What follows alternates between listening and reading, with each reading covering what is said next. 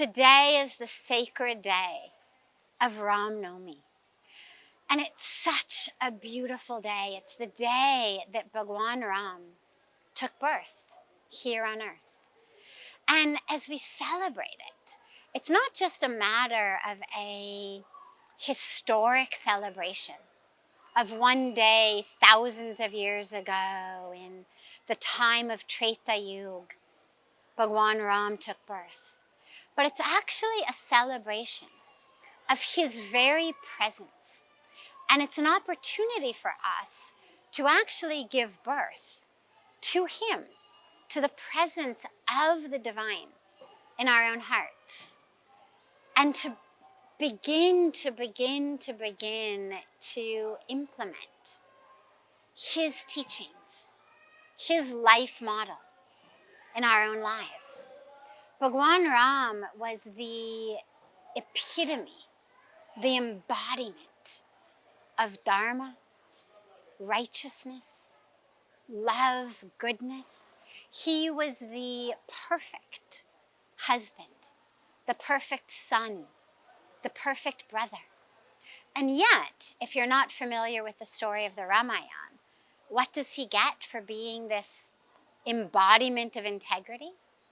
On the very day that he's supposed to be coronated as king of Ayodhya, instead of getting the crown, he actually gets sent off for 14 years into exile in the forest. And it's such a powerful lesson for us, because in our lives, when things happen that are not what we would like, not what we're expecting, most of our reaction is, it's not fair. It's not fair. Why me? I'm such a good person. I'm such an honest person. I'm such a hardworking person. Why do these bad things happen? It's not fair. And we become full of bitterness and complaints and aggression and resentment. And from Bhagawan Rama, we learn not only how to be a perfect brother and son and husband and father and king, of course, but actually how to deal with the challenges of life. How to realize that everything that happens is not actually about us, but is actually about a tapestry of karmic threads that are woven together in a way that is far more complex, far more intricate than any of us may realize.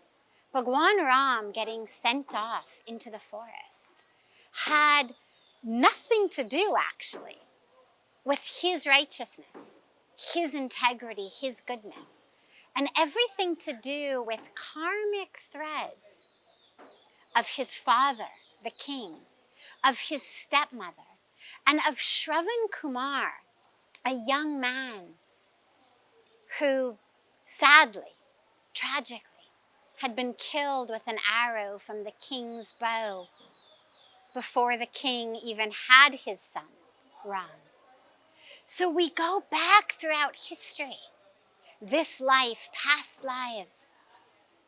And if we could see all the threads of karma, we would understand why that which is happening today is happening. But most of us, we don't have that vision. We can't see the full tapestry. So when we learn about Bhagawan Rama's life in the Ramayana, it just is a beautiful reminder that, oh yeah, even being not just good and honest and dharmic, but actually being the embodiment of God on earth, still, bad things happen. Challenges happen. Things that feel unfair and unjust happen. But how do we deal with them? With acceptance, with surrender, with love, with an awareness that, okay, not what I was thinking today was going to hold, but this must be the path that my karmic journey is taking for the unfoldment of me and also for the gifts that I'm going to bring to the world. Because of course, when he got sent into the jungle, he ended up vanquishing the demon king Ravan.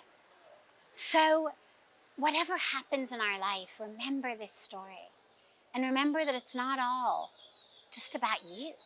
It's about a whole karmic tapestry. And when challenges arise, difficulties arise, ask yourself not, why me?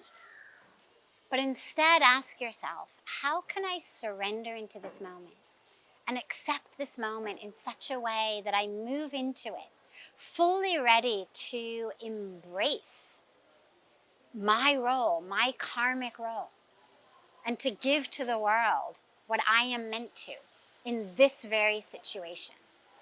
And of course, on this day, as we pray to Bhagawan Rama, we give birth to him, to his presence in our own hearts, so that we can actually embody this perfection.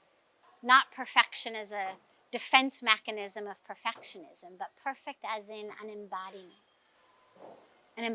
of Dharma, an embodiment of love, an embodiment of truth, an embodiment of surrender. Let's embody that. So open your hearts today in love, in devotion to the divine, and let us all surrender the way that he showed us. And let us live in Dharma, in truth, in love, the way that his entire life here on earth was such a perfect model of.